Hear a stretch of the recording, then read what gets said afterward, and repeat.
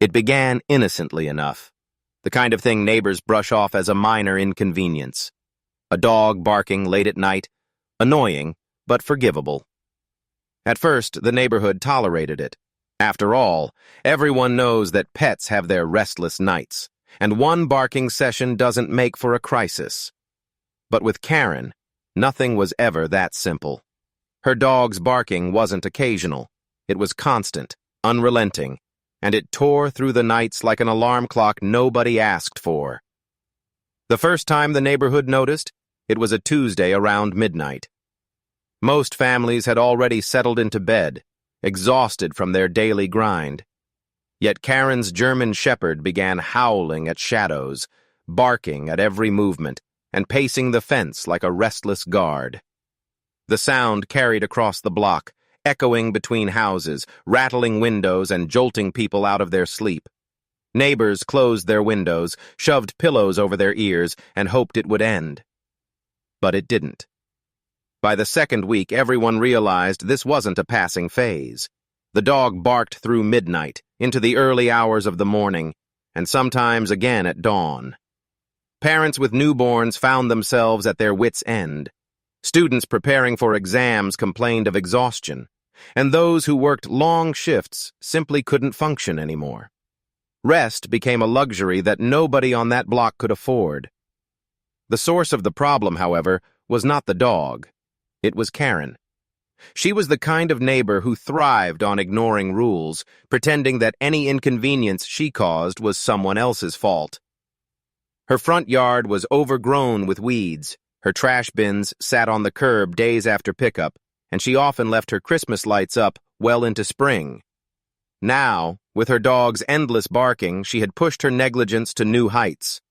People tried to handle it politely at first. Notes were slipped into her mail box, folded neatly with words that begged for understanding. Some even attempted face-to-face conversations, hoping to reason with her. But Karen brushed it all aside. To her, the neighbors were simply being dramatic. She insisted the dog had a right to bark, that it was natural, and that if anyone had a problem with it, they should simply get better windows. This attitude ignited a spark of resentment. What had once been mild annoyance grew into outright hostility. Conversations in driveways and whispers across fences began to center on Karen and her oblivious defiance. The neighborhood, once a peaceful collection of families who waved hello in the mornings, had found a common enemy. The nights dragged on. The barking continued. And with every sleepless hour, tensions climbed. Children arrived at school yawning, unable to focus. Workers stumbled into offices with bags under their eyes. Elderly residents complained about their health being affected. What was once a comfortable community had become a place of frustration, all thanks to Karen's refusal to acknowledge reality. One evening, when the dog's barks shattered yet another midnight silence, a breaking point was reached. Neighbors texted each other in frustration, their group chat lighting up with complaints, gifs of barking dogs, and angry rants. It was in that chat that the first seeds of collective action were planted. What if, they asked each other, they didn't just suffer in silence? What if they made Karen see the damage she was causing? But for now, all they had was fury and exhaustion. Everyone knew the coming days would bring confrontation. The community wasn't going to let this slide any longer. The block had changed. It was no longer just a neighborhood with houses and families. It was a battlefield, with sleepless residents on one side and Karen's relentless barking dog on the other. And though Karen had ignored the warning signs, she was about to learn that an entire block united against her was far louder than her dog could ever be. As the sun rose after yet another sleepless night, tired faces peered from windows, coffee cups clutched tightly in weary hands. Everyone wondered the same thing. How much longer could they endure this before something snapped? And in that silence between barks, a plan was beginning to take shape. The neighborhood had reached its breaking point. What began as scattered complaints had now become a shared misery, a nightly torment that united the block in anger. Every evening, the same ritual repeated itself. Karen's dog started barking as the sun dipped, and by midnight, the noise rose to a crescendo that no one could escape. The group chat, once reserved for friendly reminders about yard sales and community picnics, had transformed into a support group for the sleepless. Screens lit up late into the night with messages from frustrated residents. Parents vented about their children being cranky and unfocused at school. Night shift workers shared stories of returning home exhausted, only to be kept awake by the relentless barking. Elderly neighbors spoke of their health declining from constant stress. The more people shared their suffering, the more determined they became. A consensus formed. Something had to be done. The first attempt at organized resistance came in the form of a formal complaint. One neighbor, a retired teacher named Mrs. Green, drafted a carefully worded letter addressed to Karen. It outlined the impact the barking was having, emphasized the need for community cooperation, and ended with a polite but firm request for her to take responsibility. The letter was signed by more than half the residents on the block and slipped into Karen's mailbox one afternoon. But Karen was not the type to respond with humility. She read the letter, crumpled it in her hand, and tossed it straight into her overflowing trash bin.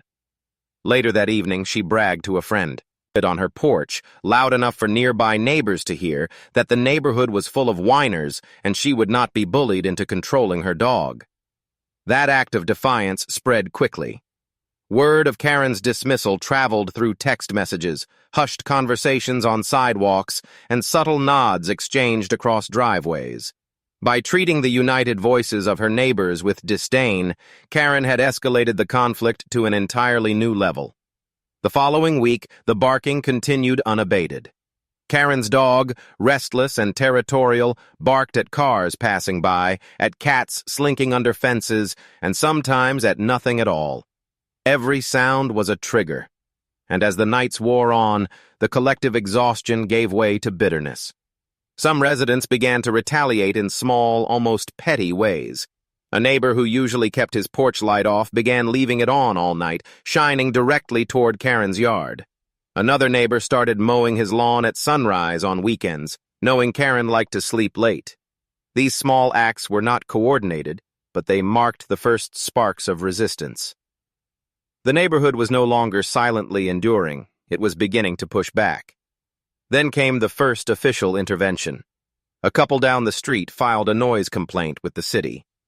Officers arrived one evening, standing outside Karen's property to confirm the constant barking.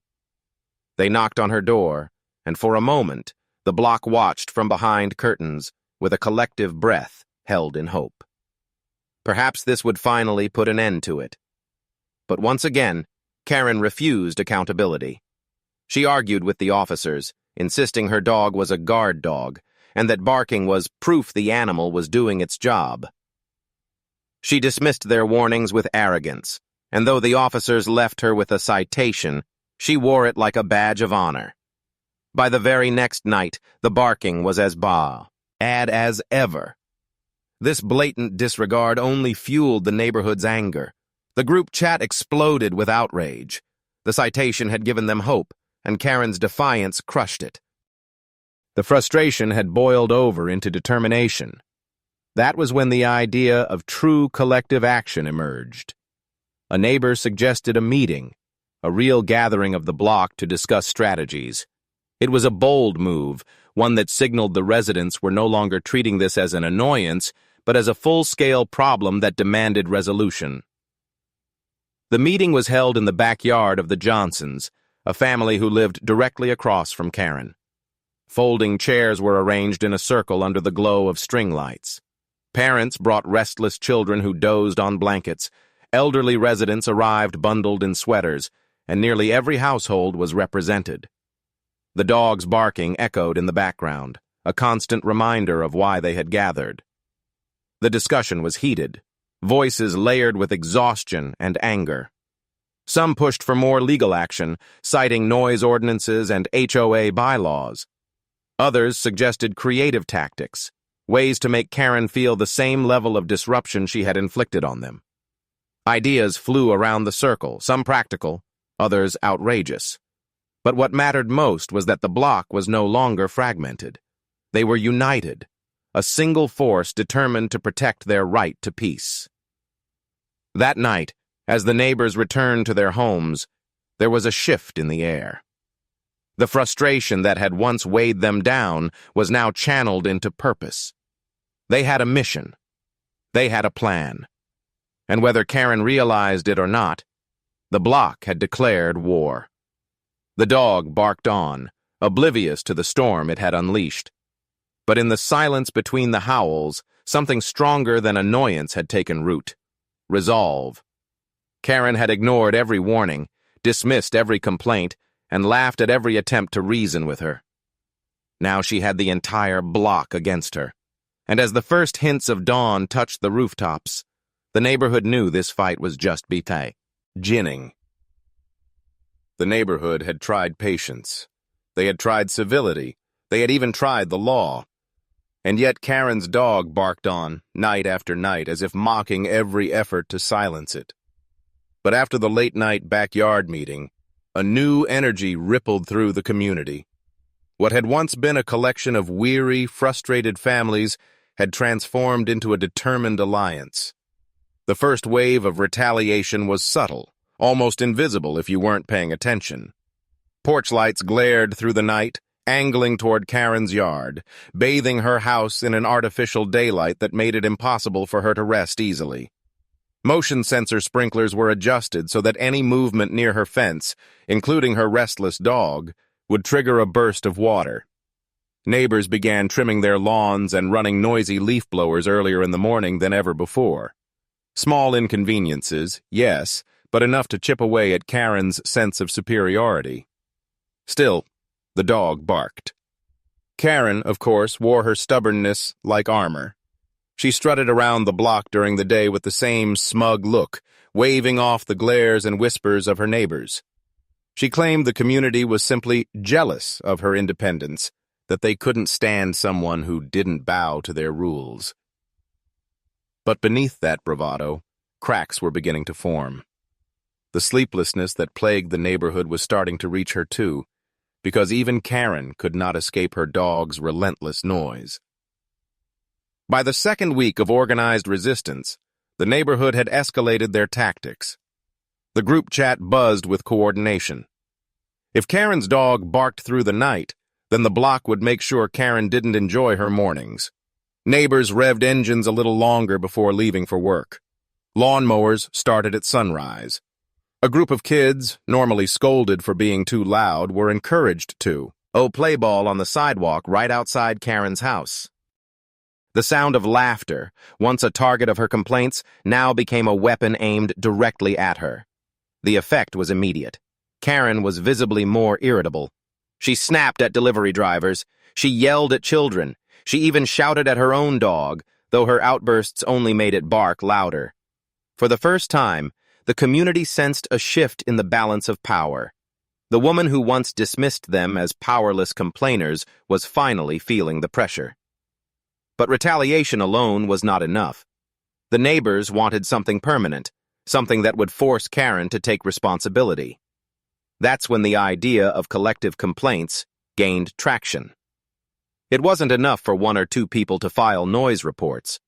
If the entire block submitted formal grievances, backed by logs of barking hours, audio recordings, and statements of sleepless nights, the authorities would have no choice but to act. So they organized. Residents kept detailed journals noting each night's disturbances with timestamps. Parents recorded videos of their crying children woken by the barking. Elderly neighbors documented blood pressure spikes and health issues linked to the constant stress. Bit by bit, the community was building an undeniable case, a mountain of evidence too large for Karen to ignore. And yet, even as this plan unfolded, the dog continued its nightly chorus. The sound dug into every corner of the block, scraping away at patience and sanity. Some nights were worse than others, with hours of uninterrupted barking that felt like torture. Neighbors messaged each other at 2, 3, and 4 in the morning, sharing their misery in real time. But those sleepless chats also served another purpose. They reminded everyone they weren't alone. It was during one particularly long night that the idea of a protest was born. If Karen wanted to ignore private complaints, then the community would go public. The plan was bold, a coordinated demonstration right in front of her house. Neighbors would gather with signs, posters, and megaphones, not just to make their point to Karen, but to ensure the entire town saw it. Preparation began quietly. Supplies were gathered, slogans were written, and schedules were coordinated. The date was chosen carefully, on a Saturday morning when most people were home and the street was busiest. By then, the community's evidence logs would already be submitted to the HOA and city officials, ensuring that the protest wasn't just noise, but part of a larger campaign. Karen, of course, remained oblivious. She dismissed the earlier acts of resistance as petty harassment, never realizing the block was uniting into something far greater than she imagined. She believed she could outlast her neighbors' frustration, that eventually they would give up and return to their routines. But what she didn't understand was that she had already created something stronger than annoyance. She had forged solidarity. The night before the protest, the dog barked as usual, echoing into the early hours. But this time, the noise wasn't met with hopeless sighs. It was met with anticipation. The neighbors lay awake, exhausted but resolute, knowing the next day would mark the turning point. And as dawn broke, the block prepared itself for battle. Signs were painted with bold letters. Let us sleep. Control your dog. Respect the community. Megaphones were tested. Coffee was brewed in bulk. Families gathered, children clutching posters almost as tall as they were. The air buzzed with nervous excitement. Karen had no idea what was waiting for her when she opened her blinds that morning. But the block was ready. They were no longer victims of her negligence. They were an army. And they were about to show her what happened when an entire neighborhood fought back. The Saturday morning sun rose over the block, but instead of the usual calm of weekend routines, the air was alive with energy. The neighborhood had prepared for this moment meticulously, and today they were ready to confront Karen directly. By 9 o'clock, the street outside Karen's house looked nothing like the quiet suburban lane it once was. Neighbors stood shoulder to shoulder, holding signs with bold words scrawled across them. Let us sleep. Respect the neighborhood. Control your dog. Children waved posters nearly as tall as themselves, while parents gripped coffee mugs with determination. Elderly residents, normally quiet and reserved, sat in lawn chairs positioned prominently on the sidewalk, their presence a symbol of the toll Karen's dog had taken on their fragile health. The first sounds of chanting rose, hesitant at first but growing louder with each repetition. Let us sleep! Let us sleep! The rhythm spread down the block, echoing off houses, carrying far beyond the street. Megaphones crackled to life as neighbors took turns voicing their frustrations, not with anger, but with conviction. They weren't here to be petty. They were here to demand peace. Karen had no warning. She was still in her pajamas when she yanked open her blinds to see a crowd assembled outside her home. For the first time in months, the neighborhood wasn't whispering about her behind fences or complaining in group chats. They were standing directly at her doorstep. Her smugness evaporated. She stormed out onto her porch, the barking dog trailing behind her, as if sensing the chaos. The neighbors paused for a moment, eyes fixed on her, but then the chants resumed, louder than before. Karen tried to shout over them, her arms waving wildly, but her voice was swallowed by the collective power of dozens of tired, fed-up residents. The dog barked furiously, worked up by the noise and commotion. Its deep howls added to the cacophony, but for once, the barking wasn't dominating the night. It was drowned out by the voices of the neighborhood. The very weapon Karen had ignored had now turned into background noise against the roar of collective unity. Word of the protest spread quickly. Curious passers-by stopped to watch. Cars slowed as drivers rolled down their windows, taking in the spectacle of a suburban revolt. Some even honked in solidarity, amused at the sight of an entire community rising up against one entitled neighbor. What had started as a simple act of defiance was rapidly becoming a public spectacle. Karen, red-faced and sputtering with rage, screamed about harassment, about her rights, about how the neighborhood was out to get her. But each time she shouted, the chants only grew louder. The neighbors had reached the point where they no longer cared about her accusations. They knew the truth, and now the world could see it too. It didn't take long for officials to arrive.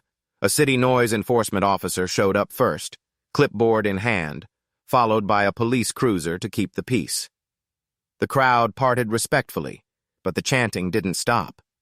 Residents stepped forward one by one, presenting their logs of sleepless nights, their audio recordings, their videos of children crying and families awake at 2 a.m. The officer listened carefully, jotting down notes, his face tightening as the weight of the evidence became clear. Karen tried to argue, her voice shrill and unrelenting, but it was different now. For months, her neighbors had been isolated in their suffering, easy for her to dismiss. But here, standing united with evidence in hand, the community's voice was impossible to ignore. The officer warned Karen in no uncertain terms. The citations would escalate, fines would mount, and if she failed to control her dog, more serious legal consequences would follow. The crowd erupted in cheers, not out of cruelty, but relief. Finally, after endless night, of barking, they were being heard. But the protest didn't end there. The neighbors remained, continuing their chants, ensuring Karen understood the depth of their frustration. News of the demonstration had already reached local reporters. A small news van pulled up, camera crew stepping out, eager to capture the spectacle of a suburban uprising. Microphones were thrust into hands, and residents gave interviews, detailing months of sleepless nights and the toll it had taken on their lives. Karen, meanwhile, retreated into her house, slamming the door behind her. From the windows, she glared at the crowd, her face twisted with fury and humiliation.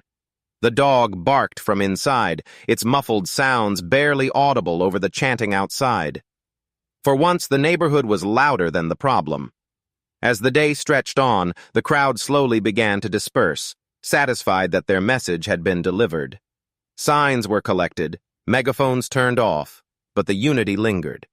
Neighbors who had barely spoken before now laughed together, shook hands, and shared stories. What Karen had intended as her right to disrupt had, ironically, strengthened the bonds between the people she had alienated. By the evening, the block was quieter than it had been in months. The dog barked occasionally, but not with the same relentless energy. Perhaps it was exhausted from the day's chaos. Or perhaps even it sensed that something had changed. Karen had been humiliated, confronted not by 1 or 2 complainers, but by the entire block united against her. The protest had shown her that she couldn't hide behind excuses anymore. The world had seen, the authorities had warned her, and her neighbors had found their strength. But as the sun dipped below the horizon and porch lights flickered on, the residents knew the battle wasn't over. Karen wasn't the type to give up quietly. She would push back, find ways to retaliate, and cling to her pride no matter the cost. The question now was simple. How far would she go? And how far was the neighborhood willing to push back in return? The block had taken its stand, but the war with Karen was far from finished. The protest had shaken Karen in ways she didn't expect. For months, she had dismissed her neighbors as weak complainers who lacked the courage to confront her directly. But seeing the entire block standing on her lawn, holding signs, chanting, and even attracting news cameras, had pierced the armor of her arrogance. Still, Karen wasn't the type to accept defeat gracefully. Humiliation festered inside her like a wound, and in her mind, the neighborhood hadn't simply protested. They had declared war. And if there was one thing Karen loved more than being right, it was fighting back, no matter how irrational the battle. The retaliation began quietly, disguised as coincidence.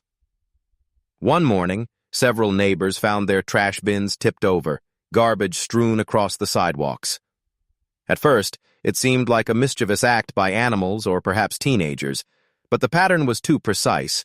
Only the homes of those most vocal in the protest were targeted. Karen's bins, of course, remained untouched, standing neatly upright. Next came the anonymous complaints.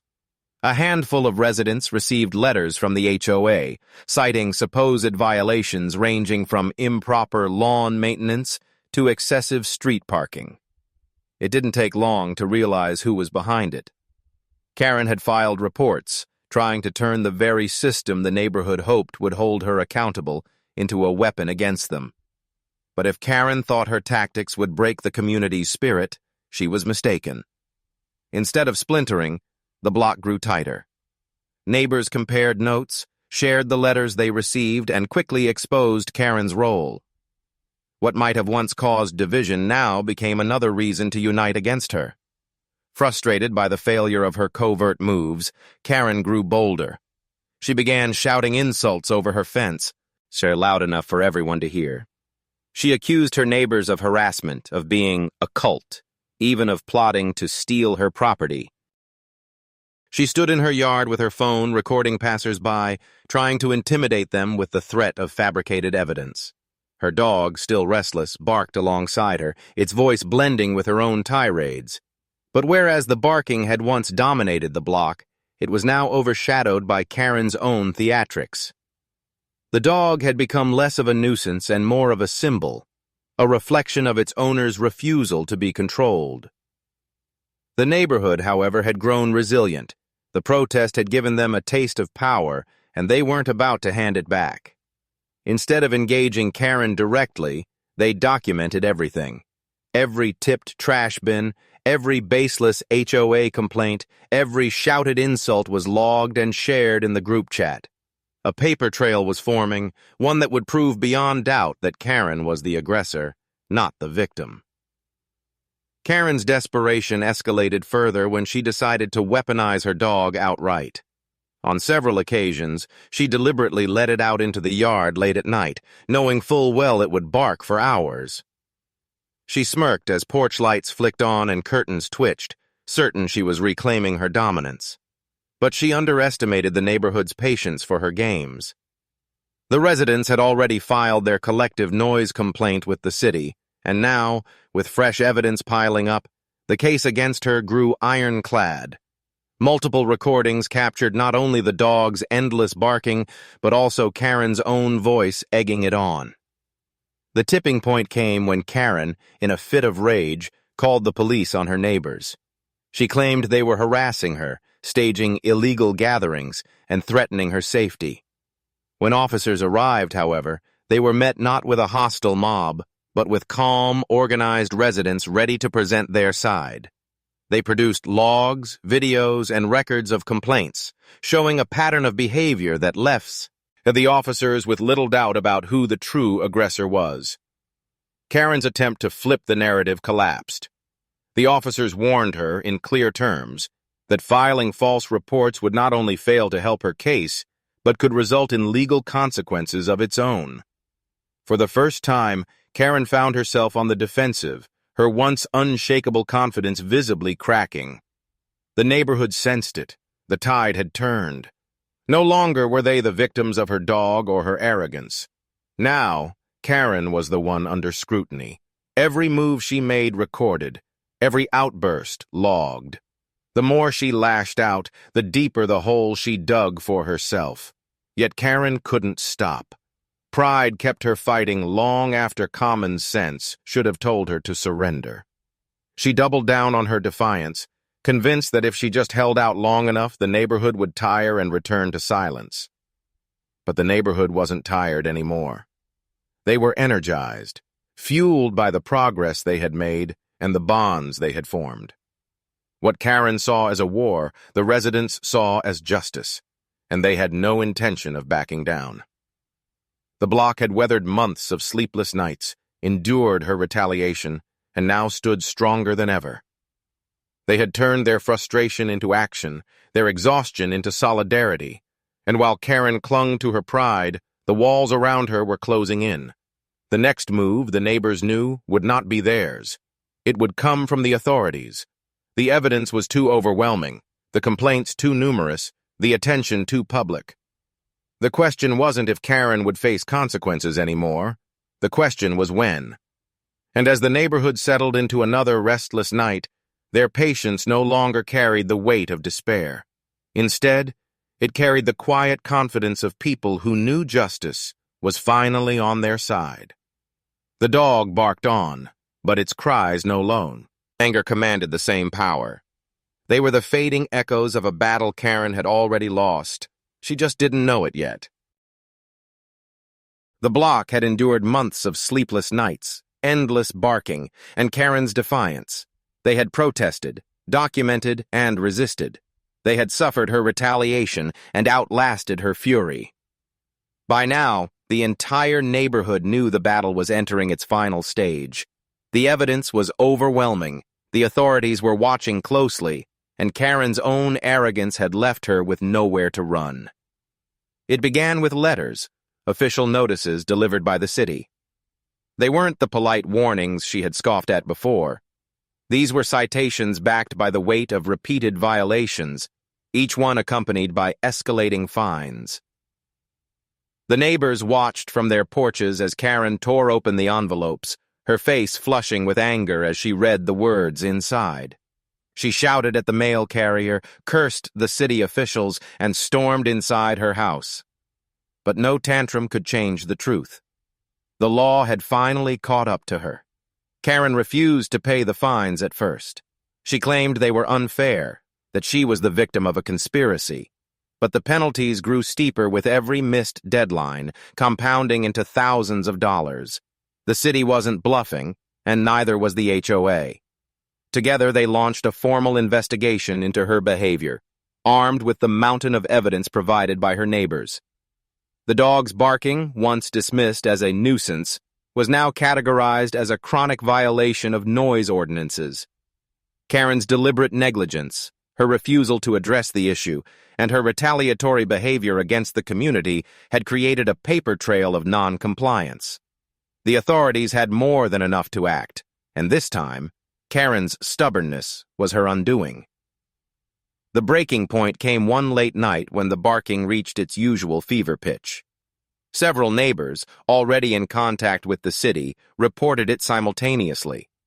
Within an hour, Animal Control Office, cars arrived, their vehicle pulling up quietly under the glow of streetlights. The neighborhood watched from behind curtains and cracked doors as officers approached Karen's yard. The dog barked furiously, its voice carrying through the night, but this time it wasn't ignored. After a tense confrontation, the decision was made.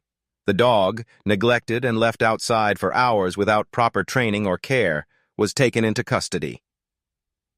The sight of the animal control officers leading the dog away left the block stunned. For months, the barking had been their torment, their nightly prison.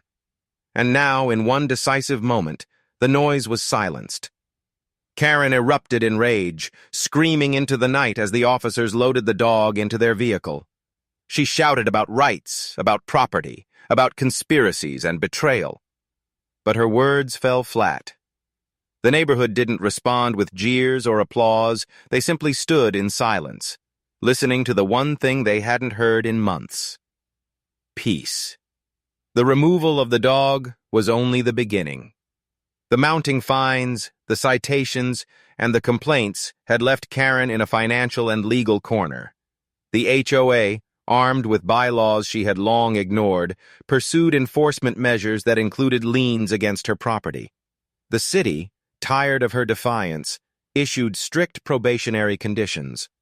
She was ordered to comply with noise ordinances, to clean up her property, and to cease harassing her neighbors, or face far steeper consequences. Karen tried to fight. She filed appeals, sent angry letters, and even attempted to rally sympathy online. But her efforts backfired spectacularly. Videos of the neighborhood protest had spread beyond the block, circulating on local news and social media. Strangers mocked her arrogance, commentators ridiculed her defiance, and even her attempts at self-defense were drowned out by the overwhelming evidence of her behavior. Isolated, humiliated, and drowning in legal trouble, Karen's reign over the block was finally broken. Where once she had strutted through the neighborhood with smug superiority, she now skulked indoors, curtains drawn tight, avoiding the very people she had tormented. The dog was gone, the fines were piling, and the once untouchable neighbor had been reduced to a cautionary tale. For the block, the transformation was immediate. Nights were quiet again. Families slept soundly for the first time in months. Children woke up refreshed, parents smiled more easily, and the elderly residents who had once complained of declining health now found themselves regaining strength. The street, once divided by tension and exhaustion, was alive with laughter and camaraderie. Neighbors who had barely exchanged greetings before now shared barbecues, block parties, and casual chats across fences. They had been forged in fire, united by sleepless nights and collective action. And though none of them would have chosen the ordeal, they all recognized what they had gained, a sense of community stronger than they'd ever known. As for Karen, her story faded into whispers. Some said she eventually moved away, unable to bear the humiliation of her defeat. Others claimed she stayed, but remained bitter and reclusive, a shadow of her former self. Whatever the truth, it no longer mattered. She had lost the war she started, and the neighborhood had won. The block returned to peace, not because of one person's action, but because of the collective strength of many. It was a lesson written into the very fabric of their street. No one, not even the loudest Karen, could stand against a united community. And so the nights became quiet again. The stars shone undisturbed, the air filled not with barks or shouts, but with the simple, cherished sound of silence. The neighborhood had fought back, and in the end they had reclaimed their peace,